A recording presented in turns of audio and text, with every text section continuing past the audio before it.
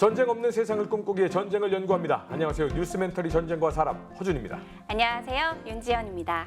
지난 10월 7일이었죠. 팔레스타인 무장정파 하마스가 이스라엘 본토를 침공하면서 이스라엘은 충격과 공포에 빠졌습니다.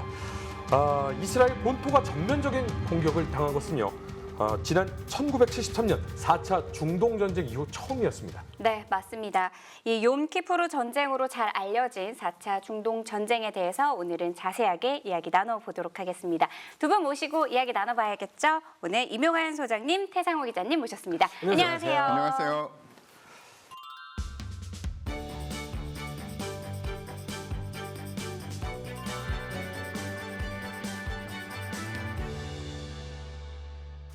윤재 씨가 소개한 욤키푸르 전쟁, 4차 중동 전쟁이라고도 하는데 참 이름이 여러 가지죠. 네, 이스라엘은 욤키푸르, 즉 속죄일 전쟁이라고 그러고 아랍 측은 라마단 전쟁이라고 합니다. 우리나라에서는 흔히 4차 중동 전쟁이라고 합니다. 네. 또 재미난 게 사우디랑 카타르 쪽에서는 10월 전쟁이라고 합니다.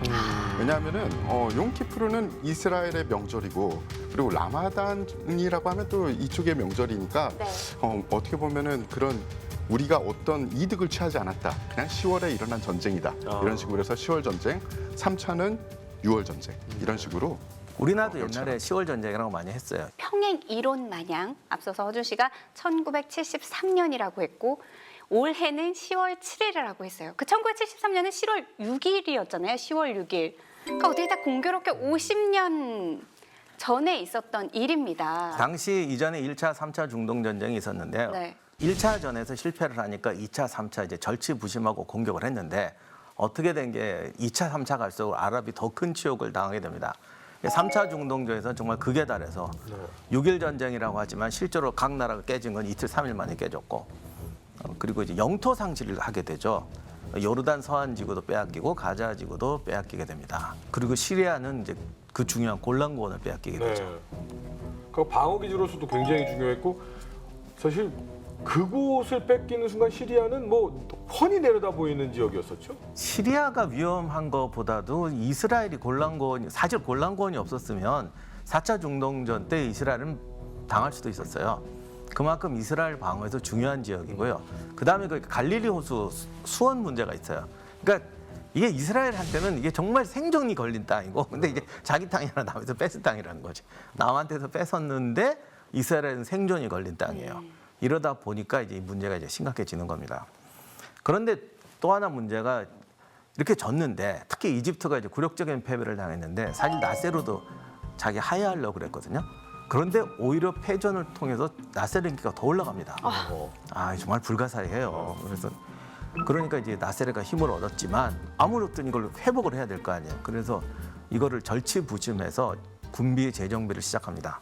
소련에서 엄청난 수입과 지원을 받고 소련대로 이게 중동에서 이스라엘이 너무 뜨니까 이게 우리가 기회다 그래서 사실 이때까지는 소련도 그렇게 열심히 지원 안 해줬었는데 거의 전격적인 지원을 해줍니다. 엄청난 무기를 시리아와 이집트에 제공을 하고 군사 지원단을 거의 10,000명까지 보냅니다. 이렇게 엄청난 지원을 하는데 정작 아랍권은 또 분열하기 시작해요. 그래서 요르단하고 팔레스타인이 싸우기 시작하고 뭐 여러 가지 문제가 막 생깁니다. 그래서 이거를 나세르가 또 중재하다가 여러 가지 일단 충격을 많이 받았겠죠. 그래서 과로로 사망하게 돼요. 아이고. 그렇게 돼서 나세르의 오랜 혁명 동지이자 2인자였던 사실은 3인자였죠. 3인자였던 사다트가 권력을 계승하게 됩니다.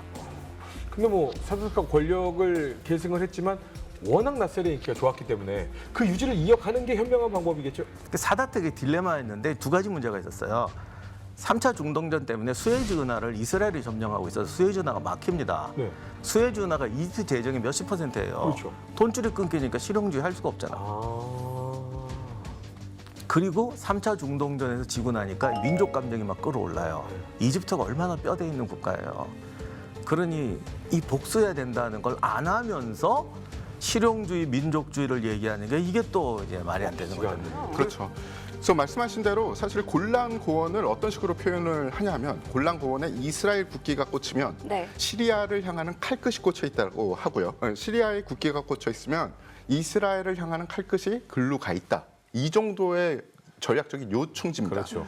스웨즈 운하는 예전부터 우리 땅이야. 이걸 누구한테 줄 수 없어. 이게 벌써 기정사실화돼 있는데 전쟁으로 인해 뺏긴 것도 억울한 거예요. 근데 전쟁을 우리가 잘 싸우다 뺏긴 게 아니라 엄청난 패전을 했죠. 그렇죠. 그러니까 국민들이 상실감에 모멸감까지 느낀 겁니다. 어느 정도였냐 하면은 이집트 수도 카이로에서는 연일 시위가 벌어졌어요. 우리 이렇게 해서 그냥 가만히 있을 수 없다. 우리 보복을 해야 된다. 정부 뭐 하냐? 시리아도 마찬가지였습니다. 이거 내가 뭔가 하지 않으면 우리 정권 자체에 문제가 생길 수 있겠다. 그 정도로 위압을 느낀 거예요. 그래서 사다트 대통령은 전쟁을 결심할 수밖에 없는 내부적인 요인이 있었던 거고, 반면 시리아를 보면 시리아의 대통령은 아사드 대통령이잖아요. 네. 패전을 했던 6.1 전쟁 당시에 아사드 대통령의 직위가 뭐였냐? 국방부 장관이었습니다. 아, 그러니까 이거 어떻게 국민들이 생각하기에 저 대통령인데 저거 안 하면 무능력한 자야. 역시 전쟁을 안 할 수가 없는 거죠. 그래서 이 6.1 전쟁 당시에 세 국가가 국토를 뺏기고 모멸을 당했는데 그중에 요르단 빼고 두 국가는 전쟁을 할 수밖에 없는 상황에 치닫게 된 거죠. 근데요, 박사님. 1차, 2차, 3차 중동 전쟁, 심지어 중동 전쟁 그 3차 6.1 전쟁을 앞서 초반에도 말씀하셨지만 이름이야 6.1이지만 거의 2, 3일 내에 끝났고 그 탱크가 전부 다 이스라엘이 가져갔죠. 이집트 탱크를. 그러니까 뭐 이런 말도 못하죠. 상황에서는 이집트가 변화하지 않는 한 결과는 또 하나마나 이런 상황이 되지 않을까 싶거든요. 그러니까 이게 지금 사실 중동전 하면서 이집트는 매번 절치부심했어요. 매번 절치부심. 근데 이게 중요한 게 얼마나 절치부심을 했냐면 자기들도 속아. 절치부심했어. 이 정도 절치부심이면 했어요. 그래서 사실은 나세르가 죽기 전에 벌써 복수 계획을 짭니다. 그래서 이스라엘 침공 계획도 짜요. 진짜 절치부심해서 지난 세 번의 전쟁의 모든 실패를 분석해서 다시 한다.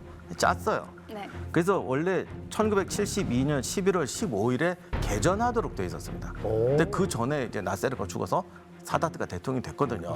얼결에 이렇게 된 거예요. 그러니까 10월 28일 이제 한 20일 남았어요. 전쟁해야 되잖아요. 수십만 명을 동원해서 전쟁하는데 20일 남았는데 장군들이 몰라요. 그 국방부 장관 뭐 이게 어떻게 된 거냐고 그랬더니 보안을 위해서 명령하다를 안 했대요. 아, 야, 너 정말 철저하다. 사람 미치는 거지 이게. 근데 이유는 그럴싸하네요. 호환을 위해서 절대 극비리에. 사다트가 정말 너무 화가 나서 장관 바로 갈아치고, 그리고 이제 이게 당시 용어로 모래를 씹는 사령관이라고 하는데 이제 사무실에 있는 게 아니라 야전에서, 그러니까 그것도 안 한 거예요. 1차, 3차 중동전 동안 이집트 병사라고 용감하게 싸운 병사가 없으며 훌륭한 장군이 없었겠냐고. 그럼요. 근데 이런 사람들이 다 항상 그 뒷전에 있단 말이에요. 네. 그 사람들을 모두 뽑아다가 중간에다 배치를 합니다. 오. 그러다 보니까 중요한 아이디어들이 막 나오고 병사들이 열정을 가지기 시작합니다. 이렇게 돼서 이제 진짜 전쟁 준비가 됩니다. 당시 스웨즈 운하에 이스라엘군이 그 바레브 라인이라고 해서 방어 요새를 해놓고 있었는데 특히 스웨즈 운하 쪽에 모래 장벽을 쌓아놓고 있었어요. 이거를 돌파하기 위한 아이디어도 만들고, 그리고 정말로 이스라엘군의 약점을 찾아라. 무조건 우리가 밀지 말고 이스라엘군의 약점이 뭐냐, 이걸 찾아라. 이런 걸 집중적으로 연구하기 시작합니다. 이집트가 달라졌네요. 네, 진짜 달라지긴 했어요. 네. 그럼 이스라엘군의 약점이 뭐냐? 이번에도 지금 그게 문제인데 항상 동원병 체제라서 그 예비군을 동원하다 보니까 전쟁을 오래 할 수가 없어요. 그렇죠. 그러니까 경제적 피해가 너무 커요.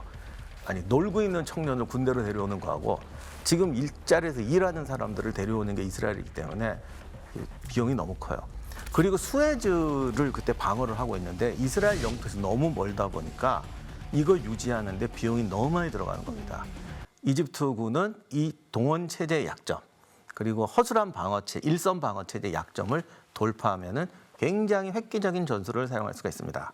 게다가 기본적으로 이스라엘군은 예비군 포함해서 35만이었고 이집트가 65만, 시리아가 15만, 요르단이 6만. 이때 이집트 전차가 무려 4,500대, 항공기 1,000대.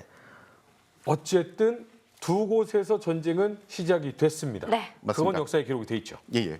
그래서 전쟁이 발발하고 두 개의 전선에서 전쟁이 터지게 되죠. 그게 1973년 10월 6일 14시입니다. 시리아는 북부 골란 고원에서 공격을 시작을 했고요. 이집트는 남부 이 수에즈 시나이 반도 일원에서 공격을 시작을 해요.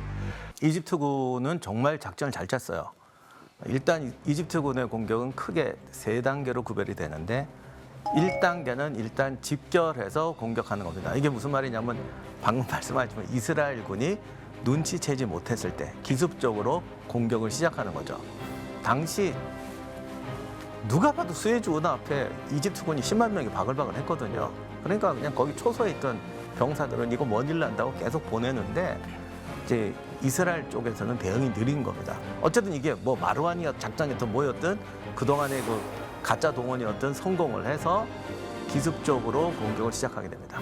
근데 문제는 공격을 시작한 다음에 이스라엘군 주력이 올 거 아니에요. 네. 그 전에 수에즈에 있던 모래 방벽을 돌파해야 됩니다. 근데 그 모래 방벽 돌파가 쉽지가 않았어요, 사실은. 이게 모래를 쌓아놓으니까 폭격을 해도 무너져 내리질 않고 폭약을 갖다 넣어도 뚫리질 않습니다. 그래서 지금은 유명한 얘기지만 누군가 어떤 공병 장교의 아이디어에서 고압 분사기로 녹여라.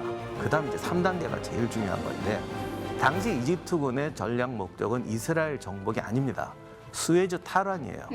그럼 수에즈를 탈환하려면 일단 수에즈를 점령해야겠죠. 네. 그러니까 건너편에 이스라엘 방벽을 점령해야 되는데 이제 이스라엘군 주력은 뒤에 올 거란 말이에요. 얘들하고 붙어서 이겨본 적이 없고 무시무시한 군대란 말입니다.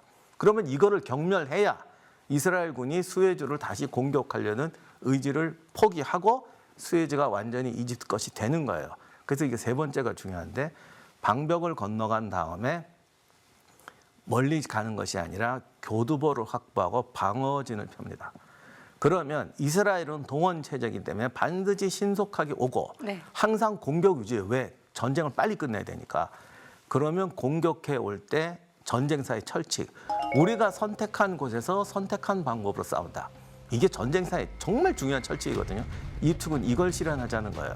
그래서 기갑부대가 오는 것을 우리가 선택한 장소에서 우리가 선택한 방법으로 제거하자. 그다음에 그 유명한 이스라엘 공군 우리가 선택한 장소에서 지대공 미사일로 격파한다. 이렇게 돼서 이스라엘군 주력을 몰살하면 이스라엘은 전쟁을 포기할 것이다. 네. 이런 식의 이제 3단계 전략을 마련하게 됩니다. 근데 이거 진짜 잘 짠 전략이에요. 네. 소름 끼칠 정도로. 그러니까 명확한 목적이 있었죠. 그래서 아까 말씀드린 방공망 벨트가 바레브 라인 서안에 바짝 붙어서 있었는데 그 방공망을 방공망 제공이 동편으로 10에서 15km 정도 되는 곳까지였어요. 그 이상의 선을 이집트군은 절대 넘어가지 않았습니다. 왜냐? 이스라엘 공군에게 그 어떤 기회도 주고 싶지 않았던 거죠.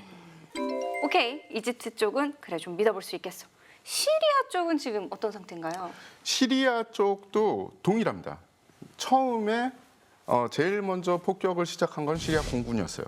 그리고 준비 포격을 하고 그 다음에 밀고 들어간 게 전차 부대입니다. 시리아 군에서도 사실은 기갑 전력이 예전에는 그렇게 잘 훈련돼 있지 않았습니다. 근데 4차 중동전을 위해서 절치부심하고 그리고 최신형 기갑 차량들을 소련에서 가져온 거죠. 그래서 이제 북부 전선과 남부 전선으로 대규모 기갑 부대가 들어가는데 북부 전선은 산악 지역이고 남부 전선은 평지였어요. 기갑 전력이 기동하기에 평지가 낫겠죠. 그렇죠. 평지에서는 만약에 기갑 전력 그 양측의 기갑 전력의 수준이 비슷하다면 전차 대수가 많고 물량이 많은 데가 유리할 수밖에 없습니다. 그래서 남부 전선은 뚫리게 돼요. 그리고 북부 전선에서는 정말 죽을 힘을 다해서 소수의 이스라엘 군이 막아냅니다. 어느 정도였냐면은 병력이 너무 없어서, 그러니까 전차가 너무 없어서 파손된 전차를 뒤로 빼잖아요. 그걸 현장에서 수리해서 다시 그 차를 타고 나가고, 파손돼서 아군의 전사자가 생긴 전사자 시체를 빼고 바로 고쳐서 타고 나가서 반격을 해야 되는 그런 상황이 진행이 됐고요. 북부는 그래도 소수의 병력이 정말 어마어마한 감투 정신으로 막아내고 있었다면 남부는 정말 위태했습니다. 심지어 근데 8장이 전사할 정도였습니다. 와. 당시에 이스라엘군은 골란고원의 험한 지형을 믿었어요. 그러니까 골란고원, 그러니까 북부 쪽은 사실 탱크가 올라가기 굉장히 힘든 지역이에요. 거기다 현무암 안반이라 궤도가 그냥 나가버립니다. 그래서 처음부터 시리아군이 물량이 많았는데 한 5대1 정도까지는 이 지형에서 우리가 충분히 감당할 수 있다라고 이제 자신감이 넘쳤습니다. 네. 그런데 시리아군이 몰래 병력을 증강하기 시작할 때 이걸 놓친 거예요. 그러다 보니까 나중에 16대1까지 됩니다. 아니 근데 잠시만요. 이스라엘은 정보 수집의 대가 아니었나요? 왜 이렇게 그 전에 이스라엘 모습과는 다른 모습을 보여주고 있는 거죠? 이번에 하마스 사건도 그렇지만 절대 우위라는 건 없고 내가 한 번 이겼다고 두 번째 그게 잘 된다는 보장이 없는데 모든 전쟁은 과거에 큰 승리를 거두면 그게 단점이 돼요. 그러다 보니 골란고원에서도 뭐 어때 이러고 있었는데 이것도 이제 마지막 거의 전날에 이게 뭔가 위태롭다라는 건 징조를 느껴서 시나이에 있던 가장 유명한 기갑 7기갑 여단을 골란고원으로 급파를 합니다. 그래서 아슬아슬하게 가서 그 부대가 도착하는 바람에 16대 1에서 8대 1이 됩니다. 근데 5대 1까지는 버틴다고 했는데 그래도 8대 1이네요. 네, 그리고 이제 그 수치도 시리아군의 전력을 굉장히 얕본 수준이었어요. 그러니까 정말 16대 1이었으면 끝장나는 거였다고요. 거의 15대만 남은 적도 있었거든요. 거의 전멸에 가까운. 예, 거의 수준이네요. 전멸에 가까웠고 한쪽은 뚫려서 방어사령관이나 여단장이 전사까지 하니까 그러니까 거의 정말 이걸 어떻게 하면 99%까지 시리아가 승리했었어요. 그리고 증원됐던 여단이 탱크가 15대 남는 상황까지 갔어요. 그러면 그게 없었다면 그냥 끝났던 거죠. 그렇죠. 이 4시간 만에 이집트에게는 엄청나게 중요한 수에즈를 확보하게 됐고요. 방어 라인이 갖춰졌습니다. 그리고 반대편인 시리아에서는요. 골란 고원이 거의 넘어갈 위기까지 처해졌습니다. 이스라엘 이대로 당하기만 할까요? 종이 호랑이는 과연 화력에 불타버리고 마는 걸까요? 다음 시간에 계속해서 이어가도록 하겠습니다. 다음 이야기. 제4차 중동전쟁 당시 이집트와 시리아의 공격에 이스라엘군은 크게 고전한다. 특히 전략적 요충지였던 시나이 반도와 골란 고원 일부를 내주면서 이스라엘은 멸망의 위기에 몰린다. 이에 이스라엘군은 예비군 총동원령을 선포하면서 본격적인 반격 작전을 시작하는데 시나이 반도와 골란 고원을 탈환하기 위해 이스라엘군이 펼친 작전은 무엇이었나? 50년 전 이스라엘의 최대 위기 제4차 중동전쟁 2부 많은 시청 바랍니다.